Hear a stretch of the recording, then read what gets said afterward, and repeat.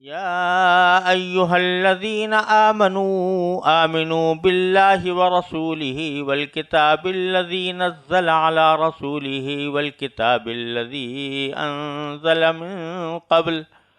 ومن يكفر بالله وملائكته وكتبه ورسله واليوم الآخر فقد ضل ضلالا بعيدا إن الذين آمنوا ثم كفروا ثم آمنوا ثم كفروا ثم ازدادوا كفرا لم يكن الله ليغفر لهم ولا ليهديهم سبيلا بشر المنافقين بأن لهم عذابا أليما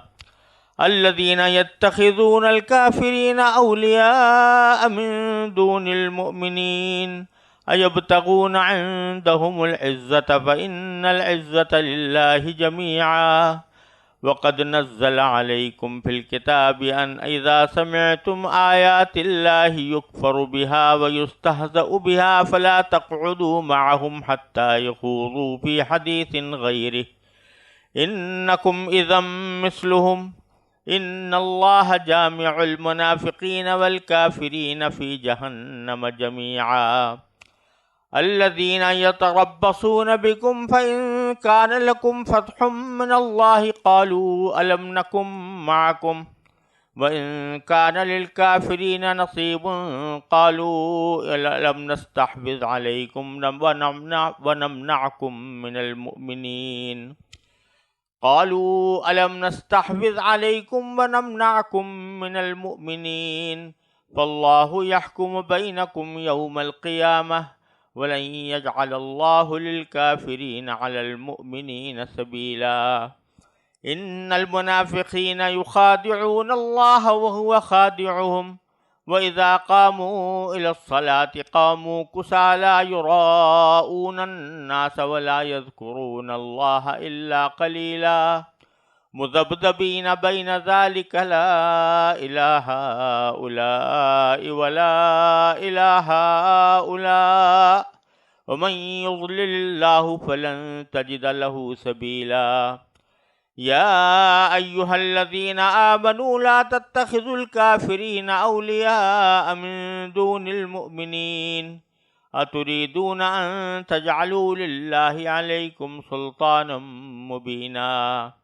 إن المنافقين في الدرك الأسفل من النار ولن تجد لهم نصيرا إلا الذين تابوا وأصلحوا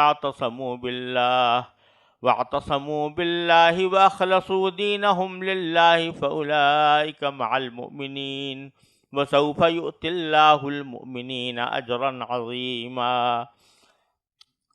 ما يفعل الله بعذابكم إن شكرتم وآمنتم وكان الله شاكرا عليما۔ ان آیات کریمہ کا ترجمہ یہ ہے: اے ایمان والو، اللہ پر ایمان رکھو اور اس کے رسول پر اور اس کتاب پر جو اللہ نے اپنے رسول پر اتاری ہے، اور ہر اس کتاب پر جو اس نے پہلے اتاری تھی۔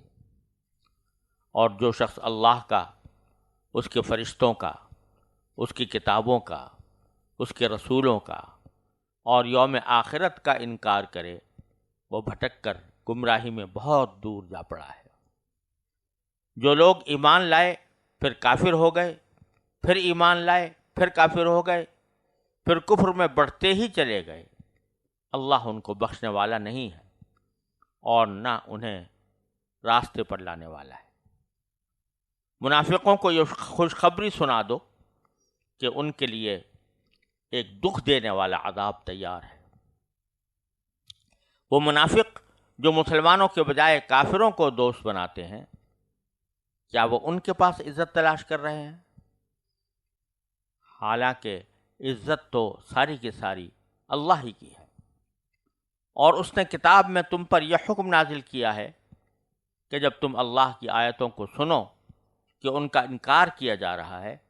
اور ان کا مذاق اڑایا جا رہا ہے، تو ایسے لوگوں کے ساتھ اس وقت تک مت بیٹھو جب تک وہ کسی اور بات میں مشغول نہ ہو جائیں،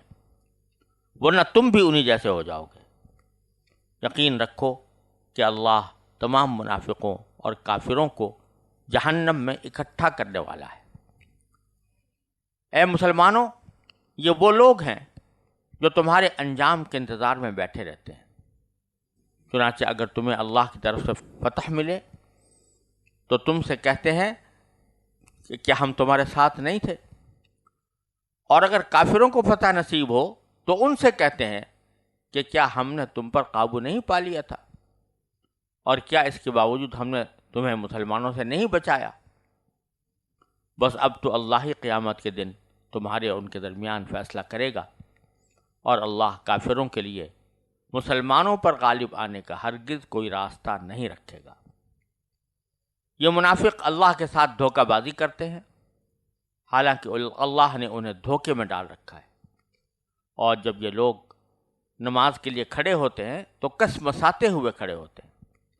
لوگوں کے سامنے دکھاوا کرتے ہیں اور اللہ کو تھوڑا ہی یاد کرتے ہیں۔ یہ کفر و ایمان کے درمیان ڈاما ڈول ہیں، نہ پورے طور ان کی طرف ہیں نہ ان کی طرف، اور جسے اللہ گمراہی میں ڈال دے تمہیں اس کے لیے ہدایت پر آنے کا کوئی راستہ ہرگز نہیں مل سکتا۔ اے ایمان والو،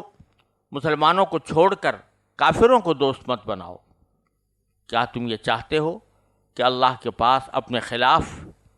یعنی اپنے مستحق عذاب ہونے کی ایک کھلی کھلی وجہ پیدا کر دو؟ یقین جانو کہ منافقین جہنم کے سب سے نچلے طبقے میں ہوں گے، اور ان کے لیے تم کوئی مددگار نہیں پاؤ گے۔ البتہ جو لوگ توبہ کر لیں گے، اپنی اصلاح کر لیں گے، اللہ کا سہارا مضبوطی سے تھام لیں گے اور اپنے دین کو خالص اللہ کے لیے بنا لیں گے،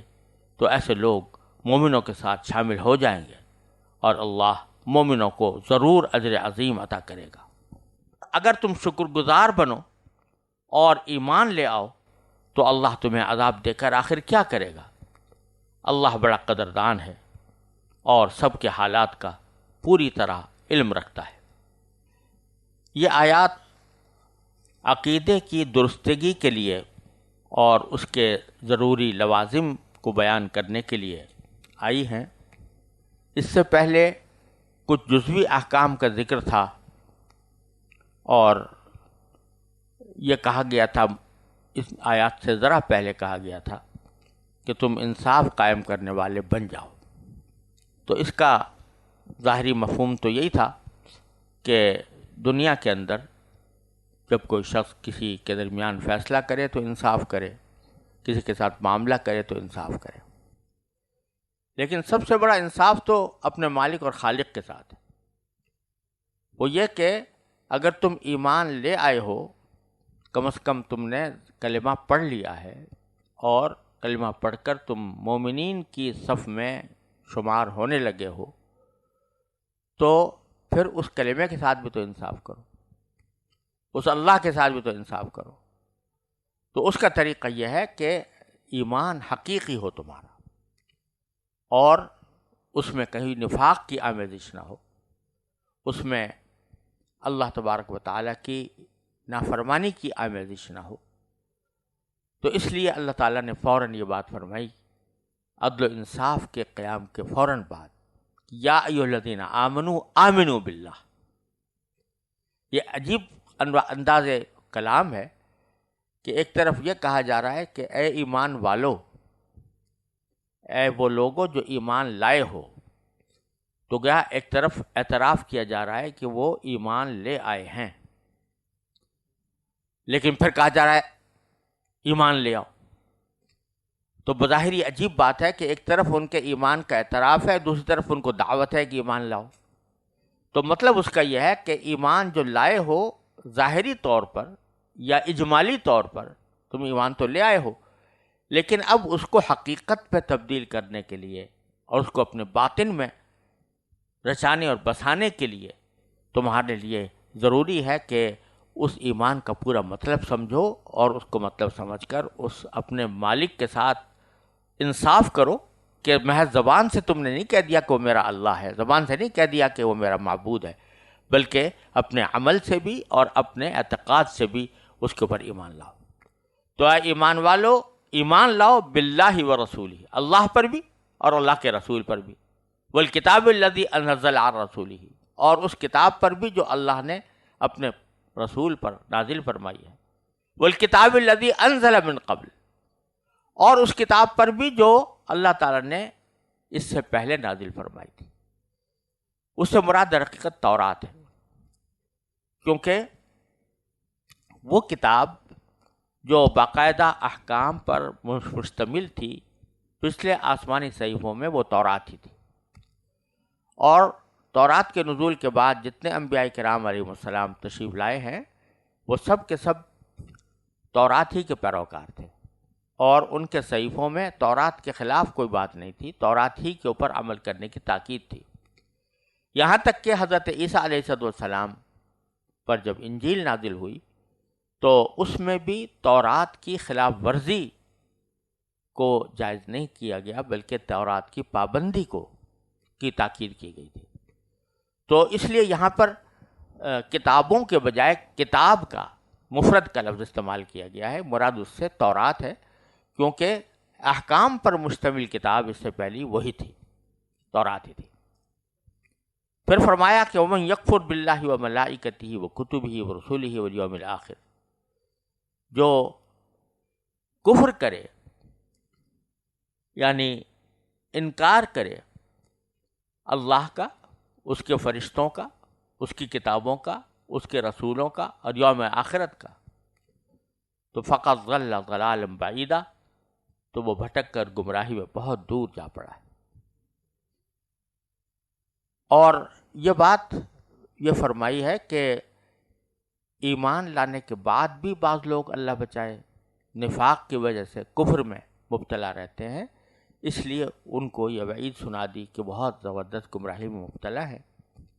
اور خاص طور پر ان منافقین میں بعض ایسے تھے کہ انہوں نے شروع میں ایمان کا اظہار کیا اور بعد میں کفر اختیار کر لیا، اور پھر ایمان لے آئے، پھر کفر اختیار کر لیا۔ اس سے مراد وہ منافق بھی ہو سکتے ہیں جن کا ذکر پیچھے آیا ہے، کیونکہ وہ مسلمانوں کے پاس آ کر مسلمان ہونے کا اعلان کرتے تھے مگر تنہائی میں کفر اختیار کر لیتے تھے، پھر کبھی مسلمانوں کا سامنا ہوتا تو دوبارہ ایمان لانے کا مظاہرہ کرتے، مگر پھر اپنے لوگوں کو کفر کا یقین دلا دیتے اور اپنے عمل سے کفر ہی میں بڑھتے چلے جاتے۔ اور بعض روایات میں کچھ ایسے لوگوں کا بھی ذکر آیا ہے جو مسلمان ہونے کے بعد مرتد ہوئے، پھر توبہ کر کے مسلمان ہوئے، مگر بالآخر دوبارہ مرتد ہو کر کفر کی حالت میں مرے۔ آیت کے الفاظ میں دونوں قسم کے لوگوں کی گنجائش ہے، اور ان کے بارے میں جو یہ کہا گیا ہے کہ اللہ نہ ان کو بخشے گا نہ راستے پر لائے گا، اس کا مطلب یہ ہے کہ جب انہوں نے اپنے اختیار سے کفر اور اس کے نتیجے میں دوزخ کی راہ کو چن لیا تو اللہ ان کو زبردستی ایمان اور جنت کے راستے پر نہیں لائے گا، کیونکہ دنیا دارالامتحان ہے اور ہر شخص کا انجام اس کے اپنے اختیار سے چنے ہوئے راستے کے مطابق ہوتا ہے۔ اللہ نہ کسی کو زبردستی مسلمان بناتا ہے نہ کافر، اس لیے فرمایا کہ لم یکن اللہ لیغفر لہم ولا لیہدیہم سبیلا، کہ اللہ ان کو ہرگز بخشنے والا نہیں ہے اور نہ انہیں راستے پر لانے والا ہے، اور بلکہ آگے پھر ان کی مزید انجام کی خبر اللہ تعالیٰ نے ان الفاظ میں دی کہ بشر المنافقین بان لہم عذابا علیما، منافقوں کو یہ خوشخبری سنا دو کہ ان کو بہت دکھ دینے والا عذاب تیار ہے ان کے لیے۔ خوشخبری کا لفظ یہاں پر ایک طرح سے طنز کے طور پر استعمال ہوگا، یعنی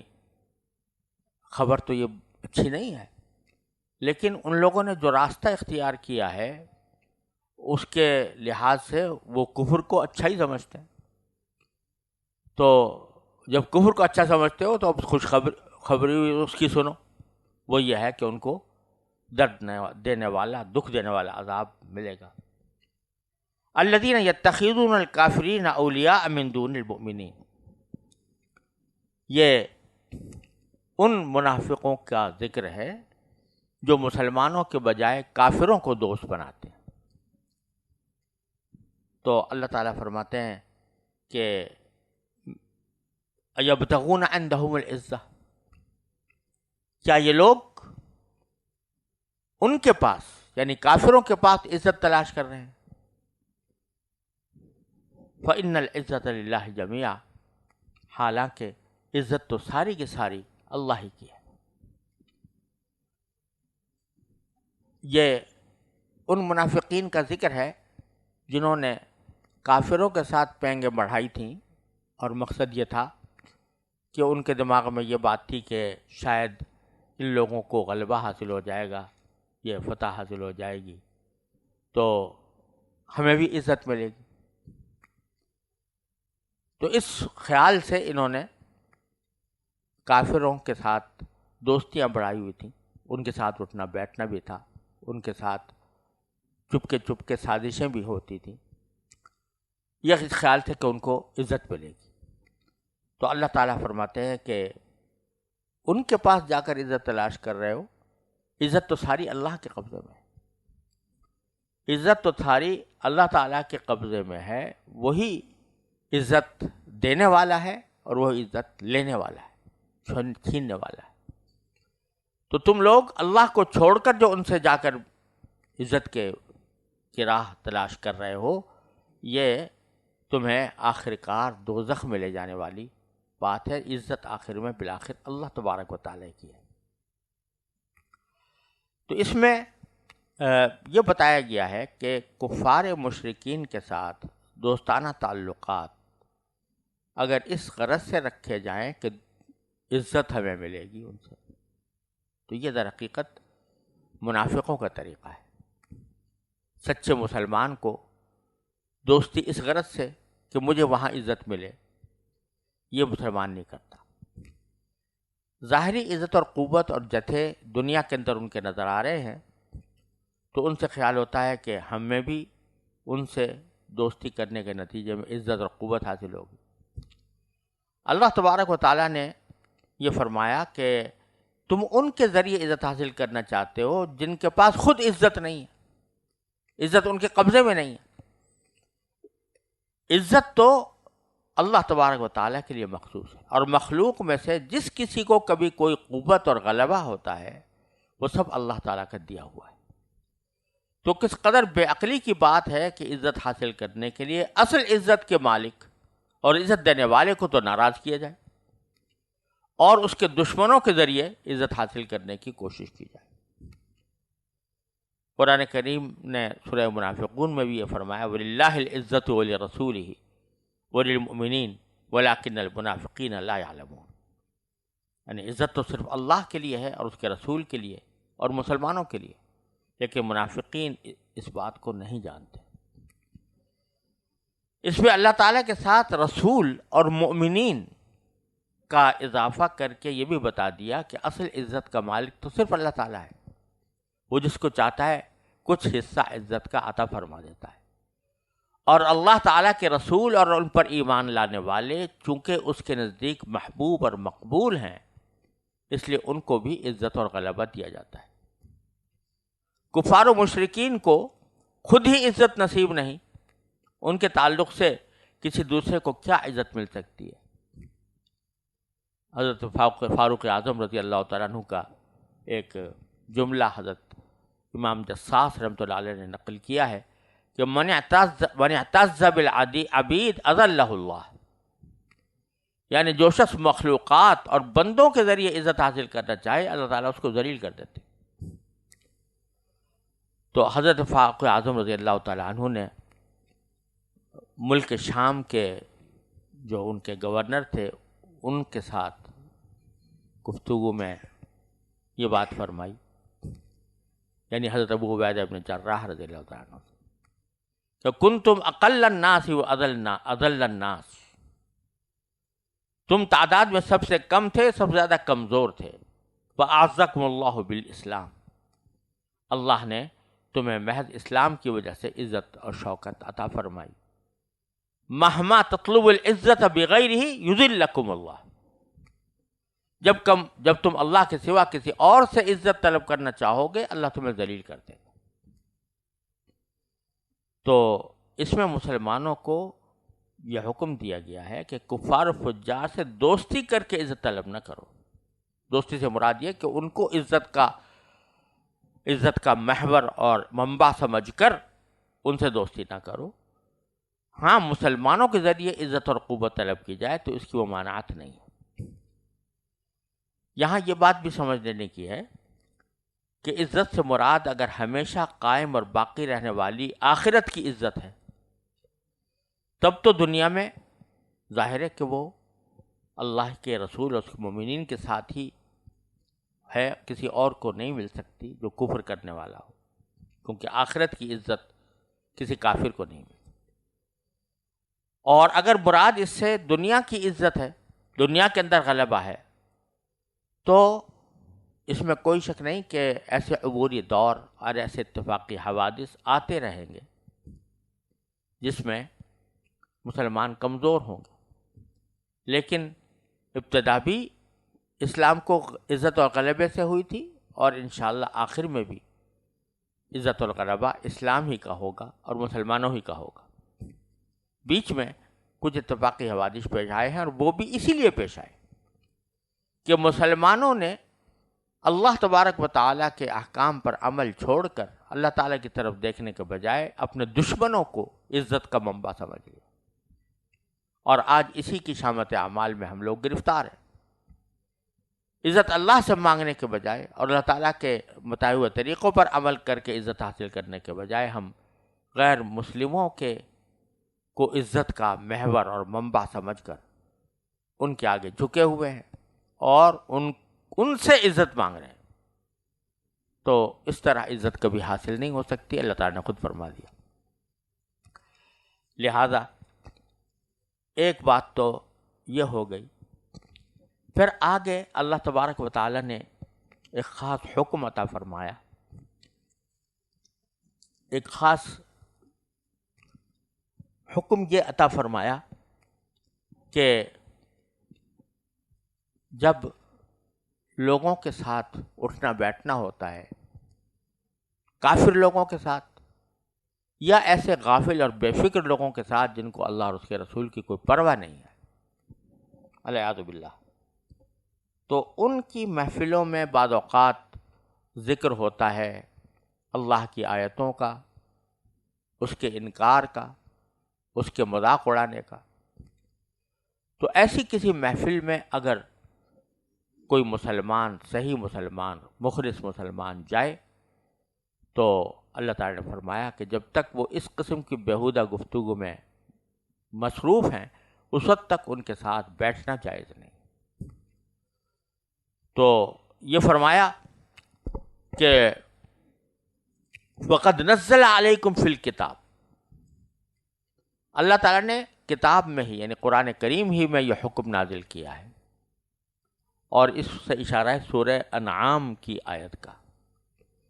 سورہ انعام کے اندر اللہ تبارک و تعالیٰ نے یہ حکم دیا ہے، اور اسی کی طرف اللہ تعالیٰ نے اس کا اشارہ کیا ہے۔ وہاں پر یہ فرمایا ہے کہ اذا رأیت الذین یخوضون فی آیاتنا فاعرض عنہم، جب تم ان لوگوں کو دیکھو جو ہمارے آیتوں کے اندر جھگڑ رہے ہیں تو ان سے کنارہ اختیار کرو، حتی یخوضوا فی حدیث غیرہ، جب تک کہ وہ کسی اور گفتگو میں شامل نہ ہو جائیں۔ تو یہاں پر بھی اللہ تعالیٰ نے فرمایا کہ نزل علیکم کتابا ان اذا سمعتم آیات اللہ یکفر بہا، جب تم اللہ کی آیتوں کو سنو کہ ان کا انکار کیا جا رہا ہے، وَيُسْتَهْزَأُ بِهَا، اور ان کا مذاق اڑایا جا رہا ہے، فَلَا تَقْعُدُوا مَعَهُمْ، تو ایسے لوگوں کے ساتھ مت بیٹھو، حَتَّى يَخُوضُوا فِي حَدِيثٍ غَيْرِهِ، یہاں تک کہ وہ کسی اور بات میں مشغول نہ ہو جائیں۔ کیوں؟ اِنَّكُمْ اِذًا مِثْلُهُمْ، اگر تم ان کے ساتھ بیٹھے رہو گے تو اس صورت میں تم انہی جیسے ہو جاؤ گے۔ اور اللہ تبارک و تعالیٰ نے فرمایا کہ اللہ تعالیٰ ان اللہ جامع المنافقین والکافرین فی جہنم جمیعا، یقین رکھو کہ اللہ تمام منافقوں اور کافروں کو جہنم میں اکٹھا کرنے والا ہے۔ تو یہاں یہ بات جو فرمائی گئی کہ جس محفل میں اللہ تعالیٰ کی آیات کا انکار یا اس کا استہزاء ہو رہا ہو، اس محفل میں بیٹھنا جائز نہیں ہے۔ تو اس میں یہ بات بھی داخل ہے کہ اگر کسی ایسی محفل میں آدمی شریک ہے جہاں اللہ کی آیات کی تحریف کی جا رہی ہے، یعنی اللہ تعالیٰ کی آیات کے ایسے معنی بیان کیے جا رہے ہیں جو اللہ تبارک و تعالیٰ کی اور رسول کریم صلی اللہ علیہ وسلم کی سنت اور نبی کریم صلی اللہ علیہ وسلم کے ارشادات اور سلف صالحین کی تفسیرات کے خلاف ہو، ایسی تحریف کو کر رہا ہے، تو اس کی محفل میں بھی شریک ہونا جائز نہیں۔ چنانچہ حضرت عبداللہ بن عباس رضی اللہ تعالیٰ عنہ سے ایک روایت ہے کہ اس آیت کے مفہوم میں وہ لوگ بھی داخل ہیں جو قرآن کی تفسیر غلط یا اس میں تحریف کرنے والے ہوں یا بدعتیں ایجاد کرنے والے ہوں۔ ان کے الفاظ یہ ہیں: دخل فی هذه الآیۃ کل محدث فی الدین وکل مبتدع الی یوم القیامہ۔ تو اس لیے جن لوگوں کے بارے میں یہ بات معروف ہو کہ یہ سلف صالحین سے ہٹ کر کسی اور طریقے پر قرآن کریم کی تفسیر و تعویل کر رہے ہیں، ان کی محفلوں میں شرکت بھی اسی کے حکم میں داخل ہے۔ پھر اس مسئلے کا دوسرا پہلو یہ ہے کہ جب اس قسم کی بیہودہ گفتگو ہو رہی ہو، بعد میں وہ اس گفتگو کو ختم کر کے کوئی اور بات شروع کر دیں، تو اس وقت ان کے ساتھ بیٹھنا جائز ہے یا نہیں۔ لیکن بات یہ ہے، اس میں اگرچہ علماء کے آراء مختلف ہیں، علماء کا خیالات مختلف ہیں، لیکن حضرت حسن بصری رحمۃ اللہ علیہ کا یہ ارشاد ہے کہ ان لوگوں کے ساتھ ہم نشینی اختیار کرنا اور کثرت سے ان کے ساتھ اٹھنا بیٹھنا، چاہے اس وقت وہ کوئی توہین اور استہزاء کی بات نہ کر رہے ہوں، یہ مناسب نہیں ہے۔ کوئی ضروری کام پیش آ جائے تو بے شک ایسے وقت میں ان سے ملاقات کی جا سکتی ہے جہاں وہ یہ اس قسم کی بیہودہ گفتگو میں مشغول نہ ہوں، لیکن ان کو دوست بنانا، ان کے ساتھ کثرت مجالست اختیار کرنا،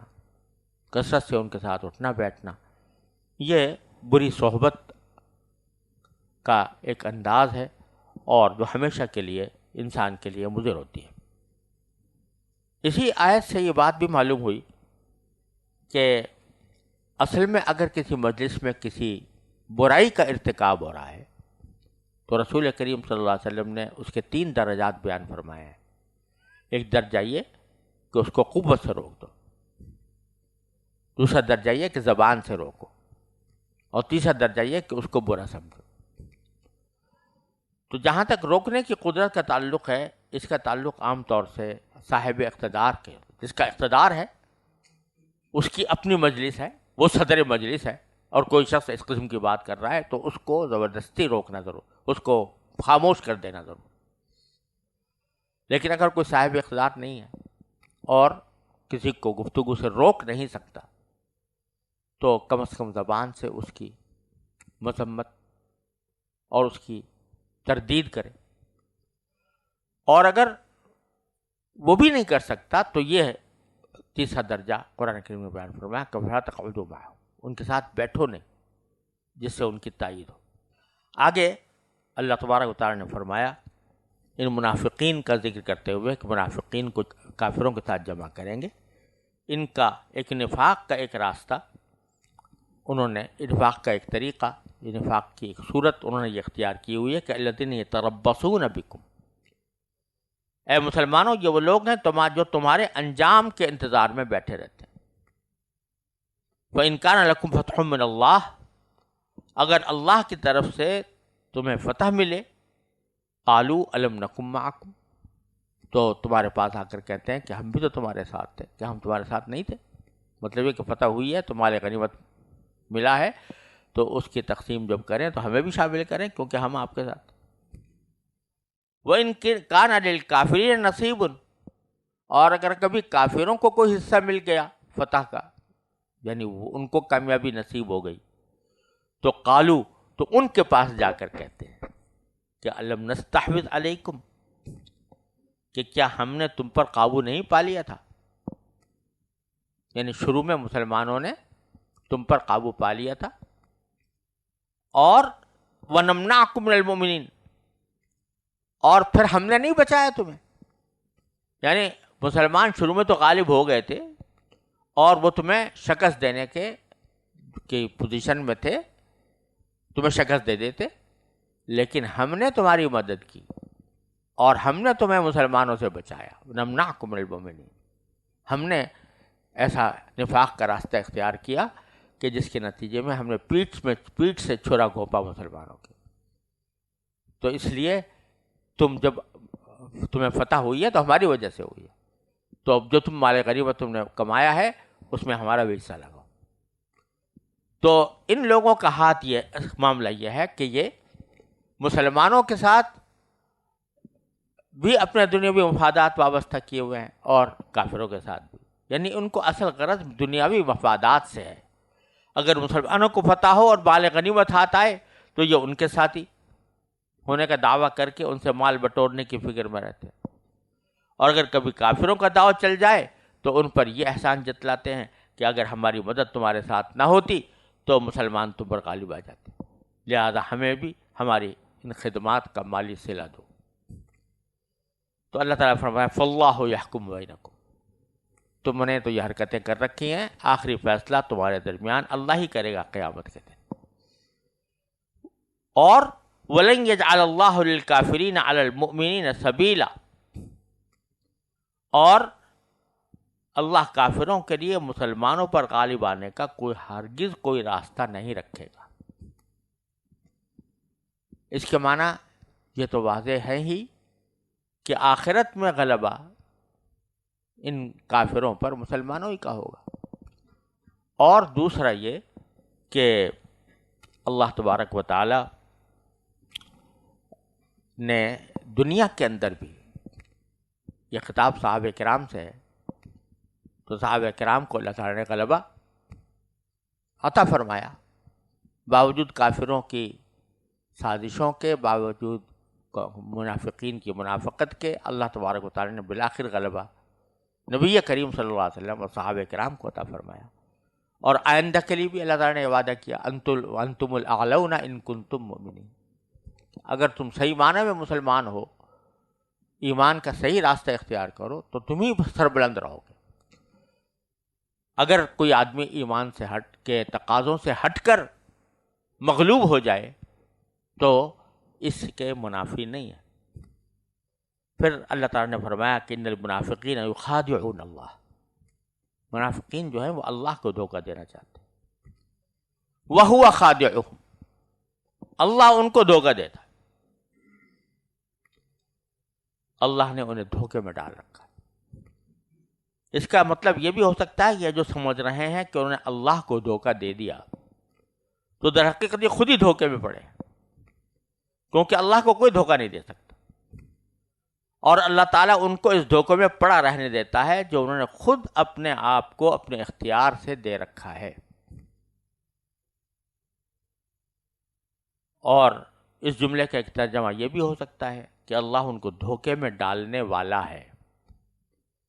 اس ترجمے کی بنیاد پر حضرت حسن بصری سے منقول ہے کہ انہوں نے یہ بھی بیان کیا کہ ان کو اس دھوکے کی سزا آخرت میں اللہ تعالیٰ اس طرح دے گا کہ شروع میں ان کو بھی مسلمانوں کے ساتھ کچھ دور تک لے جایا جائے گا، اور مسلمانوں کو جو نور عطا ہوگا اسی کی روشنی میں کچھ دور تک یہ بھی مسلمانوں کے ساتھ چلیں گے، اور یہ سمجھنے لگیں گے کہ ان کا انجام بھی مسلمانوں جیسا ہوگا، مگر آگے جا کر ان سے روشنی چھین لی جائے گی۔ اس بات کی وضاحت قرآن کریم میں سورہ حدید کے اندر آئی ہے کہ وہاں پر اللہ تعالیٰ نے جو فرمایا کہ کچھ دیر تک یہ مسلمانوں کے ساتھ چلیں گے، پھر اچانک وہ اندھیرے میں بھٹکتے رہ جائیں گے اور بالآخر دوزخ کا ایندھن بنیں گے۔ اللہ تعالیٰ حفاظت کرے۔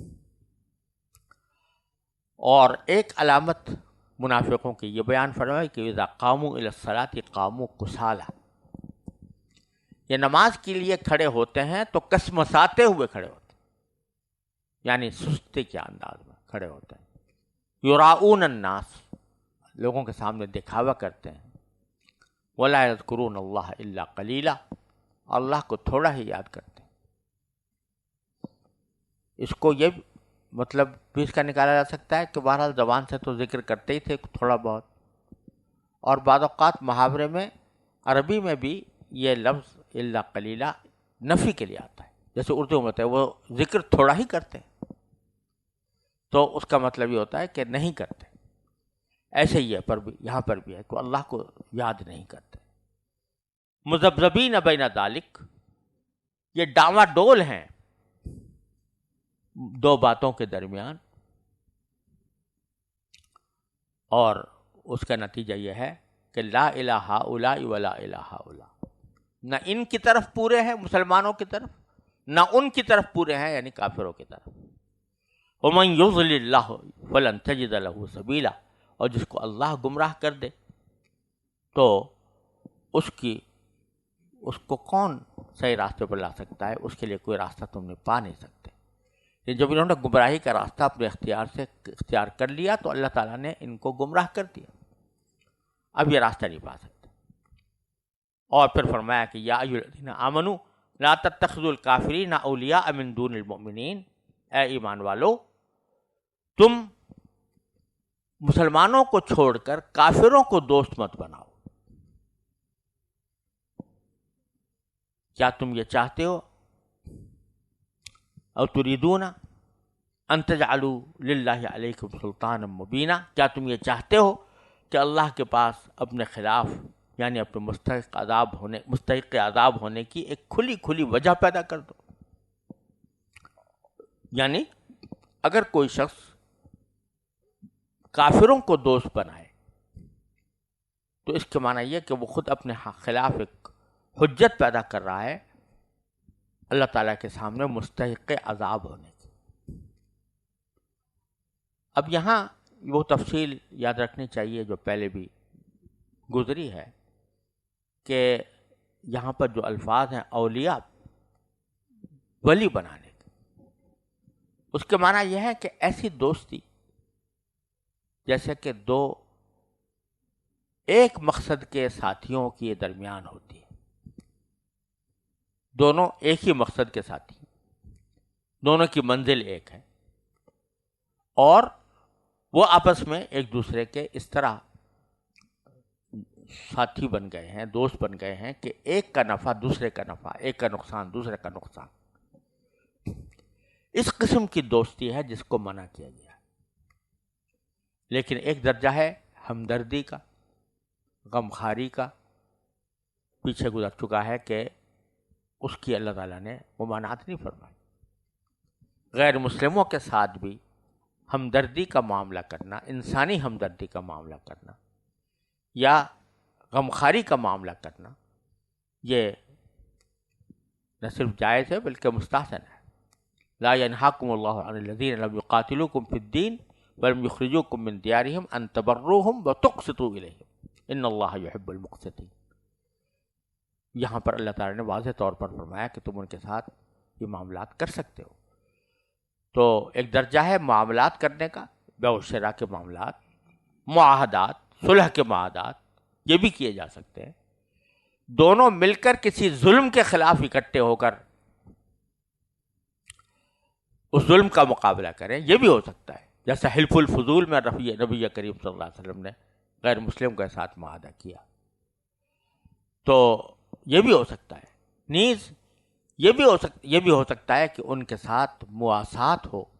ان کی غمخواری ہو، کسی کی انسانی طور پر انسانی ہمدردی کا معاملہ ان کے ساتھ کیا جائے، لیکن ایسی دوستی جس سے کہ جیسے کہ ان کے مقصد زندگی اور تمہارے مقصد زندگی میں یگانگت پیدا ہو گئی، یہ کافروں کے ساتھ نہیں ہو سکتی، کیونکہ ان کے مقصد زندگی صرف یہ دنیا ہے، یا اگر آخرت ان کے کسی کے عقیدے میں ہے بھی تو وہ اس کو تک پہنچنے کا راستہ انہوں نے غلط اختیار کر رکھا ہے۔ اس واسطے مقصد زندگی کے اعتبار سے ہم اور وہ برابر نہیں ہو سکتے، مسلمان اور غیر مسلم برابر نہیں ہو سکتے، ان کے ساتھ اس طرح کی دوستی اللہ تعالیٰ نے منع فرمائی۔ پھر فرمایا کہ ان المنافقین فی الدرک الاسفل من النار، یقین جانو کہ منافقین جہنم کے سب سے نچلے طبقے میں ہوں گے، وَلَن تَجِدَ لَهُمْ نَصِيرًا، اور ان کے لیے تم مددگار نہیں پاؤ، کوئی مددگار نہیں پاؤ گے، إِلَّا الَّذِينَ تَابُوا وَأَصْلَحُوا، البتہ جو لوگ توبہ کر لیں گے اور اصلاح کر لیں گے، وَاعْتَصَمُوا بِاللَّهِ، اللہ کا سہارا لے لیں گے، وَأَخْلَصُوا دِينَهُمْ لِلَّهِ، اور اپنے دین کو خالص اللہ کے لیے بنا لیں گے، تو فَأُولَئِكَ مَعَ الْمُؤْمِنِينَ، تو ایسے لوگ مومنوں کے ساتھی ہوں گے، وَسَوْفَ يُؤْتِ اللَّهُ الْمُؤْمِنِينَ أَجْرًا عَظِيمًا، اور اللہ تمام مومنوں کو، جن میں یہ بھی داخل ہیں جو ایمان لے آئے اور صحیح سچے مسلمان بن گئے، ان سب کے لیے اللہ تعالیٰ ان سب کو اجر عظیم عطا فرمائے گا۔ پھر آخر میں اللہ تعالیٰ نے بڑے پیار کے ساتھ فرمایا، تمام انسانیت کو خطاب کرتے ہوئے، کہ ما یفعل اللہ بعذابکم، اللہ تمہیں عذاب دے کر کیا کرے گا، ان شکرتم وآمنتم، اگر تم اللہ کے شکر گزار بنو اور ایمان لاؤ تو تمہیں عذاب دے کر کیا کرے گا؟ یعنی اللہ تعالیٰ کو تمہیں عذاب دے کر کوئی خوشی نہیں ہوتی، اس کو کوئی مزہ نہیں آتا، اس کے وہ تمہارے ثواب عذاب سے بے نیاز ہے، لیکن تم خود ایسی حرکتیں کرتے ہو کہ جس کے نتیجے میں اللہ تعالیٰ عدل و انصاف کے تحت تمہیں سزا بھی دیتا ہے۔ تم اللہ تعالیٰ کیا کرے گا تم کو عذاب دے کر، ان شکرتم وآمنتم، اگر تم شکر گزار بنو اور ایمان لاؤ، وکان اللہ شاکرا علیما، اور اللہ بڑا قدردان اور بہت جاننے والا ہے۔